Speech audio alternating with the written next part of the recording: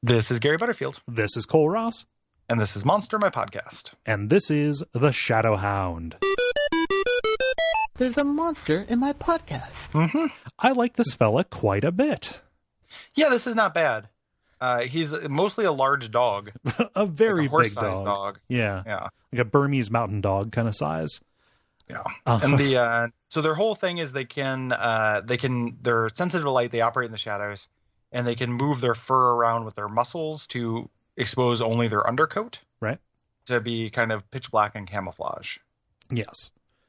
And that's just about it. And pretty much the entire article and also the Shadow Talk is about whether or not they are inherently good or evil.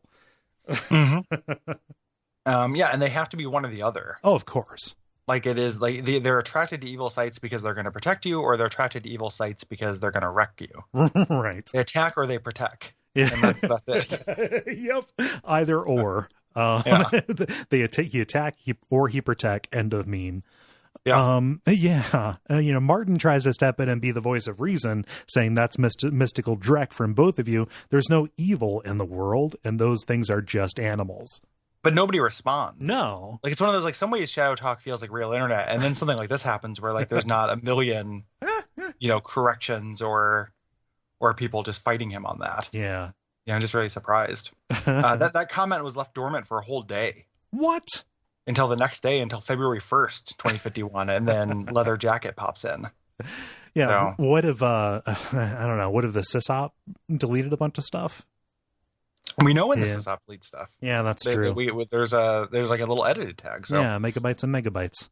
Yeah. Huh. So yeah, that's kind of surprising. Yeah. Mostly, I think I would be like, even if these guys are protectors of humanity or whatever, I don't think I can handle a horse the size of a dog. Just around. Yeah. That's a little bit much for me. No, I don't. I mean, like, it's fun when you put a toddler on the back of a dog and have him run around until he busts his head open on a coffee table. But but it's probably a bit much if you can actually use full size tack and such. Mm-hmm. Mm-hmm. Yeah. Yeah. Who knows? Yeah. I guess I just like the idea of having a pet that sometimes you can't see. Bung raises a good point. Who wants a pet you can't see? It'll run away one day. And that's if you have a fish or a lizard. Like, any terrarium pet is a pet you can't see about half the time. Right. That's very, very common as a pet. The reason why you want someone as a pet is because they're invisible and they have shadow in the name. Oh, yeah. So the idea of just a shadow pet for a shadow runner, it's on brand. Like, yeah. Papa eel, same thing. That's pretty much what he's doing. Papa eel. Yeah. Well, you got to be on brand. You Hail. Yeah. You definitely have to be on brand. Yeah. These things travel. Like, one of the things about a horse-sized dog is that they also travel in packs of up to 12. Oh God.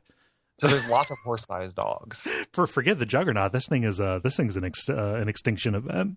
These guys come in and start, just eating all your, all your kibble. Yeah, I'm just imagining like one of those like Dodo videos, and it's ukulele and whistling, and then just somebody opens up the back of like a howitzer or like a huge tank thing, and then just like a dozen of these things fly out to ukulele music and just ravage the countryside with their invisible silent disasters. No, I pictured it's a tank, and then you look ukulele music and you got a caption on there because obviously it's social media, so it'll play muted, so you have to get that engagement early on, and then just from over a hill comes a stampede of these and it completely flattens the tank. Yeah, just a little bit of blood drips out the cannon, like if you crushed a can of Pepsi with a mouse in it. Brought to you by our backers at patreon.com/Duckfeed.tv.